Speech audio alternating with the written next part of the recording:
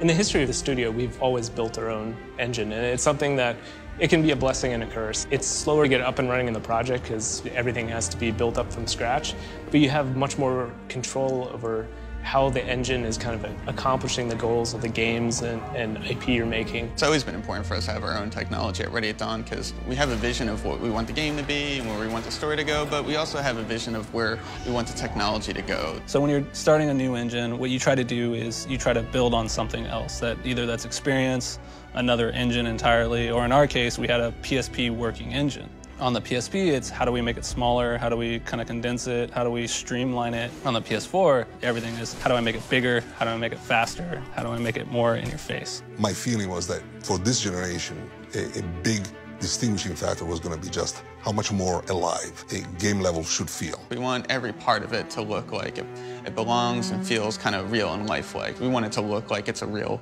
living, breathing environment, and there's a lot of parts to that. Whether it's smoke, things blowing in the wind, everything that is moving in the game interacts volumetrically and correctly with the air in the environment. When our characters are standing there and the wind is blowing and you get the coat flapping in a physically correct manner, whether you even understand why it looks better than you've seen before, it just registers, The player doesn't know why, but it looks better. It looks more realistic. It's taken a lot of time and a lot of effort, but we've started to get, really realistic movement to the cloth. You see how they move, you see how they behave, you see how they feel, how they respond to light differently.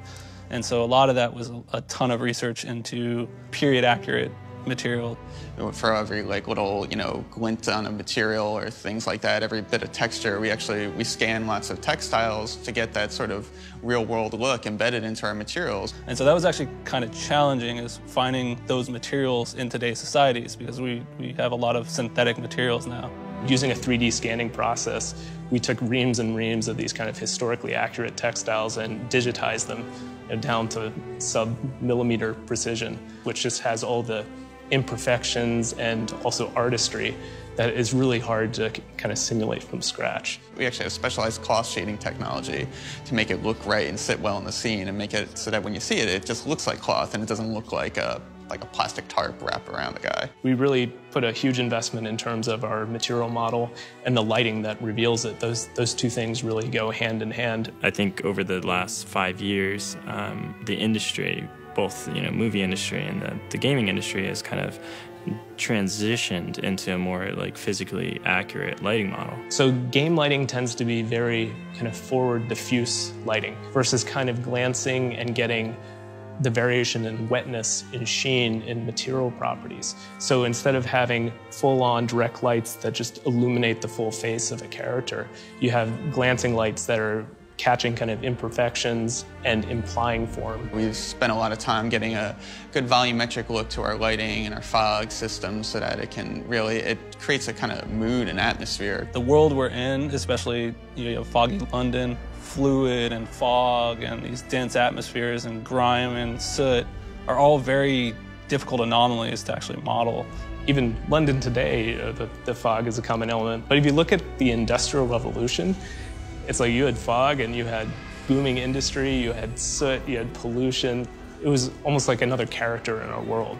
Yeah, I think in the past, games kind of used fogs to clip out draw distances because they couldn't render as much, and so they bring the fog plane in, and maybe on PCs, if you had a really boss video card, you could crank that dial back up and you could see further and further. And now we're using it to accent the world and some of the players to really get the life and the feeling of everything there. It gives it this kind of living, breathing, immersive quality that actually gives more depth to the world because it's so integral to making the characters and world feel cohesive and of that place and time. When there's a certain tone in the story, a lot of it doesn't just come from what the characters say or even just from the actors and their motion capture. A lot of it comes from the environment. It comes from the lighting and sort of the atmosphere. Any one thing seems kind of inconsequential, but as you see the meticulous kind of research and all those little details add up, the overall experience is something that conveys that level of detail. I don't think there's a single element that we're like, well, let's not go there because the hardware's not powerful enough. It was the door was open in any field, and we were like, okay, well, let's try to innovate as many fields as possible. Really, the limit is not the technology anymore. It's certainly not the platform. You can do anything. You can really set out a kind of a blank slate and say, what do we want to do differently? What do we think is really key to this new generation of hardware. Which to the end user and to the game and to the gamer means that we are giving them the best experience that we can. We're giving them the most physics that we can, the most graphics that we can, the most animation and AI work. And so what we're able to do is we're able to tailor each of those systems to maximize the hardware, to give them the best outward experience. Because now we're doing stuff that wasn't before possible. You have a truly cinematic, immersive, experience with characters that you care about, with environments that, blow your mind, that look so painterly and so beautiful and so interesting that you actually want to spend time in that world. Stay vigilant, all of you. We can expect hot work here. This is for the players.